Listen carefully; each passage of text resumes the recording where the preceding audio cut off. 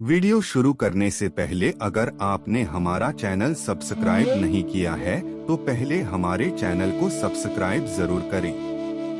तो चलिए कहानी शुरू करते हैं।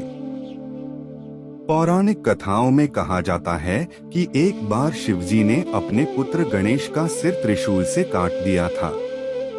मगर क्या आप जानते हैं कि ऐसा करने की स्थिति क्यों बनी थी? वह क्या श्राप था जिसकी वजह से भोलेनाथ को भी पीड़ा उठानी पड़ी? आज हम आपको इसी रहस्य के बारे में बताएंगे। एक बार शिवजी के गण नंदी ने देवी पार्वती की आज्ञा पालन में त्रुटि कर दी थी। इससे नाराज देवी ने अपने शरीर के उकटन से एक बालक का निर्माण कर उसमें प्राण डाल दिए और कहा कि तुम मेरे पुत्र हो। तुम मेरी ही आज्ञा का पालन करना, किसी और की नहीं। देवी पार्वती ने यह भी कहा कि मैं स्नान के लिए जा रही हूँ। ध्यान रखना कोई भी अंदर न आने पाए। थोड़ी देर बाद वहाँ भगवान शंकर आए और देवी पार्वती के भवन में जाने लगे। यह देखकर उस बालक ने विनयपूर्वक उन्हें रोकने का प्रयास किया। बालक का हठ देखकर भगवान शंकर क्रोधित हो गए और उन्होंने अपने त्रिशूल से उस बालक का सिर काट दिया। देवी पार्वती ने जब यह देखा तो वे बहुत क्रोधित हो गई। उनकी क्रोध की अग्नि से सृष्टि में हाहाकार मच गया। तब सभी देवताओं ने मिलकर उनकी स्तुति की और बालक को पुनर्जीवित करने के लिए कहा।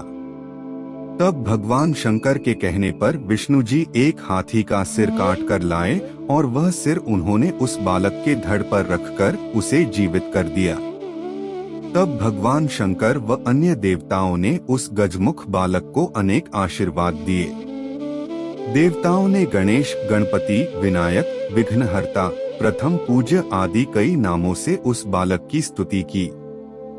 यह था शिवजी को श्राप। एक समय में माली और सुमाली दो राक्षस थे जो शिव को समर्पित थे। सूर्य देव उन राक्षसों को उनके पापों के लिए मारने वाले थे। राक्षसों ने शिव से प्रार्थना की और शिव ने उनकी रक्षा के लिए हस्तक्षेप किया। उन्होंने सूर्य को अपने त्रिशूल से मार दिया और इससे सारी दुनिया अंधेरे में डूब गई। त्रिशूल की चोट से सूर्य की चेतना नष्ट हो गई और वह तुरंत रथ से नीचे गिर पड़े। जब कश्यप जी ने देखा कि उनका पुत्र मरणासन्न अवस्था में है तो वे उसे छाती से लगाकर फूट फूट कर विलाप करने लगे। सारे देवताओं में हाहाकार मच गया। सभी भयभीत होकर रोने लगे। तब ब्रह्मा के पौत्र तपस्वी कश्यप जी ने शिवजी को शाप दिया। वे बोले, जैसा आज तुम्हारे प्रहार के कारण मेरे पुत्र का हाल हो रहा है, ठीक वैसे ही तुम्हारे पुत्र पर भी होगा। तुम स्वयं अपने ही पुत्र का मस्तक काट दोगे। इसी श्राप के कारण ऐसे संयोग बने कि महादेव को गणेश जी का सर काटना पड़ा। क्या गणेश जी का सर कटना सही था या नहीं, कमेंट में जवाब जरूर दें। धन्यवाद।